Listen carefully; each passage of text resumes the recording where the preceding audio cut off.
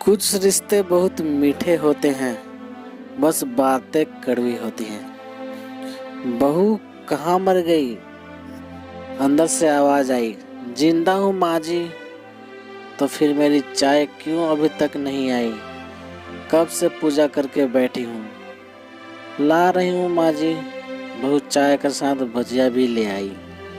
सास ने कहा, खा तेल तेल का खिलाकर क्या मारोगी? बहू ने कहा, ठीक है माँ जी, ले जाती हूँ। सास ने कहा, रहने दे, अब बना दिया है तो खा लेती हूँ। सास ने भजिया उठाई और कहा, कितनी गंदी भजिया बनाई है तुमने। बहू, माँ जी मुझे कपड़े धोने हैं, मैं जाती हूँ। बहू दरवाजे के पास छिपकर खड़ी हो गई। सास भजिया पर टूट पड़ी और पूरी भजिया खत्म कर दी। बहू मुस्कुराई और काम पर लग गई। दोपहर के खाने का वक्त हुआ। सास ने फिर आवाज लगाई, कुछ खाने को मिलेगा? बहू ने आवाज नहीं दी। सास फिर चिल्लाई, भूखे मारोगी क्या? बहू आई, सामने खिचड़ी रख दी। सास गुस्से से, ये क्या है? मुझे नहीं खाना, इसे ले जाओ। बहू ने कहा, आपको डॉक्टर ने दिन में खिचड़ी खाने को कहा है, खाना तो पड़ेगा ही। सास मुंह बनाते हुए, हाँ तू मेरी माँ बन जा। बहू फिर मुस्कुराई और चली गई। आज उनके घर पूजा थी। बहू सुबह 4 बजे से उठ गई। पहले स्नान किया, फिर फूल लाई, माला बनाई, रसोई साफ की, पकवान और भोज बनाया। सुबह के 9 बज गए। अब सास भी उठ चुकी थी। बहू अब पंडित जी के साथ भगवान के वस्त्र तैयार कर रही थी। आज ऑफिस की छुट्टी भी थी, उनके पति भी घर पर थे। पूजा शुरू हुई। सास चिल्लाती, बहू ये नहीं है, वो नहीं है। बहू दौड़ी दौड़ी आती और सब करती। अब दोपहर के 2 बज गए थे। आरती की तैयारी चल रही थी। पंडित जी ने सबको आरती के लिए बुलाया और सबके हाथों में थाली दी। जैसे ही बहू ने थाली पकड़ी, थाली हाथ से गिर पड़ी। शायद भोजन बनाते हुए बहू के हाथों में तेल लगा था, जिससे वो पोंछना भूल गई थी। सारे लोग तरह तरह की बातें करने लगे।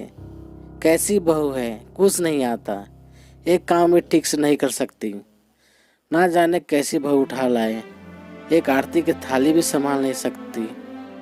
उसके पति भी गुस्सा हो गए, पर सास चुप रही, कुछ नहीं कहा, बस यही बोल कर छोड़ दिया, सीख रही है, सब सीख जाएगी धीरे धीरे। अब सबको खाना परोसने जाने लगा। बहू दौड़ दौड़ के खाना देती, फिर पानी लाती। करीब 60-70 लोग हो गए थे। इधर 2 नौकर और बहू अकेली, फिर भी वहाँ सारा काम बहुत ही अच्छी तरीके से करती। अब उसकी सास और कुछ आस पड़ोस के लोग खाने पर बैठे। बहू ने खाना परोसना शुरू किया। सबको खाना दे दिया गया। जैसे ही पहला निवाला सास ने खाया, तुमने नमक ठीक नहीं डाला क्या? एक काम ठीक से नहीं करती, पता नहीं मेरे बाद कैसे ये घर संभालेगी। आस पड़ोस वालों को तो जानते ही हो ना साहब, वो बस बहाना ढूंढते हैं नुक्स निकालने का। फिर वो सब शुरू हो गए, ऐसा खाना है, ऐसी बहू है, ये वो वगैरह वगैरह। दिन का खाना हो चुका था। अब बहू बर्तन साफ करके नौकरों के साथ लग गई। रात में जगराता का कार्यक्रम रखा गया था। बहू ने भी 1-2 गीत गाने के लिए स्टेज पर चढ़ी। सास जोर से चिल्लाई, मेरी नाक मत कटा देना, गाना नहीं आता तो मत गा, वापस आ जा। बहू मुस्कुराई और गाने लगी। सबने उसके गाने की तारीफ की, पर सास मुंह फुलाते हुए बोली, इससे अच्छा तो मैं गाती थी जवानी में, तुझे तो कुछ भी नहीं आता। बहू मुस्कुराई और चली गई। अब रात का खाना खिलाया जा रहा था। उसके पति के ऑफिस के दोस्त साइड में ही ड्रिंक करने लगे। उसका पति चिल्लाता, थोड़ा बर्फ लाओ, तो सास चिल्लाती, यहाँ दाल नहीं है, फिर चिल्लाता, कोल्ड ड्रिंक नहीं है, पापड़ ले आओ, इधर उधर। आखिरी में उसके पति की शराब गिर पड़ी उसके एक दोस्त पर और बोतल टूट गई। उतने गुस्से में 2 झापड़ अपनी पत्नी को लगाते हुए कहता है, जाहिल कहीं की, देख कर नहीं कर सकती है, तुझे इतना भी काम नहीं आता। सारे लोग देखने लगे। उसकी पत्नी रोते हुए कमरे की तरफ दौड़ी। फिर उसके दोस्तों ने कहा, क्या यार, पूरा मूड खराब कर दिया, यहाँ नहीं बुलाया होता, हम कहीं और पार्टी कर लेते।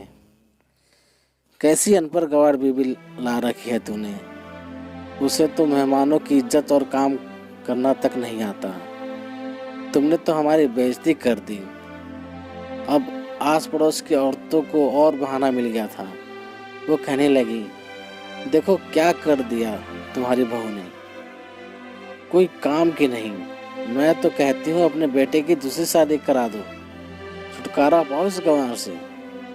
सास उठी और अपने बेटे के पास जाकर उसे थप्पड़ मारा और कहा, अरे नालायक, तुमने मेरी बहू को मारा, तेरी हिम्मत कैसे हुई, तेरी टांग तोड़ दूंगी। उसके बेटे के दोस्त कुछ कहने ही वाले थे कि उसकी माँ ने घूरते हुए कहा, चुप, बिल्कुल चुप। यहाँ दारू पीने आए हो जबकि पता है आज पूजा है और तुम्हें पार्टी करनी है। कैसे संस्कार दिए तुम्हारे माता पिता ने? और किसने मेरी बहू को जाहिल बोला?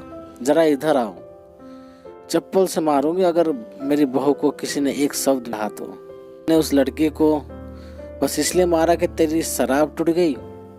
पापी, वो बच्ची सुबह 4 बजे से उठी है, घर का सारा काम कर रही है, ना सुबह से नाश्ता किया ना दिन का खाना खाया, फिर भी हंसते हुए सबकी बातें सुनते हुए, ताने सुनते हुए घर के काम में लगी रही।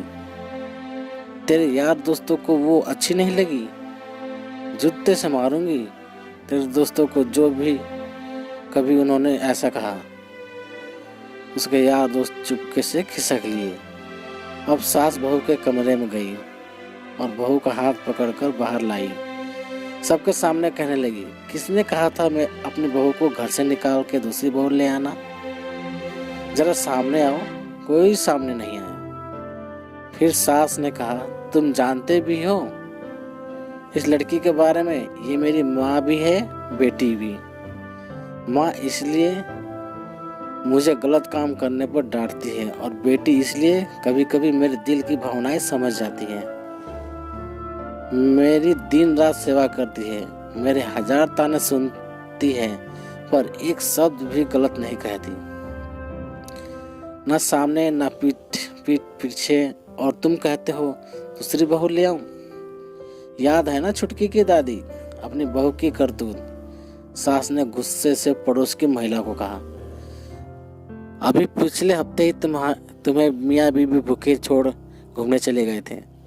मेरी इसी बहू ने 7 दिनों तक तुम्हारे घर पर खाना पीना, यहाँ तक कि तुम्हारे पैर दबाने जाती थी, और तुम इसे जाहिल बोलती हो? जाहिल तो तुम सब हो जो कोयल और कोई हीरे में फर्क नहीं जानते। अगर आइंदा मेरी बहू के बारे में किसी ने एक लफ्ज भी बोला तो मुझसे बुरा कोई नहीं होगा, क्योंकि ये मेरी बहू नहीं, मेरी बेटी है। बहू से शुक्रिया लेते हुए फिर कमरे में चली गई। सास ने एक प्लेट उठाई और भोजन परोसा, बहू के कमरे में खुद ले गई। सास को भोजन लाते देखा तो बहू ने कहा, अरे माँ जी आप। सास ने प्यार से ताना मारते हुए कहा, डर मत, डर नहीं है, माँ नहीं डालूंगी तुझे नई सास चाहिए होगी, पर मुझे अभी भी तू ही मेरे घर की बहू चाहिए। बहू ने अपनी सास को रोते हुए गले लगा लिया। सास भी रो दी पहली बार और कहा, चल खाना खा ले। फिर मजाक करते हुए कहा, फिर मेरे पैर दबाने चले आना, और ये ख्याल मन में मत लाना कि सास पैर बोलती है, किसी दिन मैं इसका गला दबा दूंगी, क्योंकि कभी मैं भी यही सोचती थी। दोनों खूब हंसने लगती हैं। दोस्तों, आशा करता हूँ ये कहानी आप लोगों को पसंद आई होगी। यदि कहानी पसंद आए तो लाइक करें, शेयर करें, और चैनल पर नए हो तो सब्सक्राइब करें। तो ठीक है दोस्तों, मिलते हैं एक नई कहानी के साथ। तब तक के लिए जय हिंद, वंदे मातरम।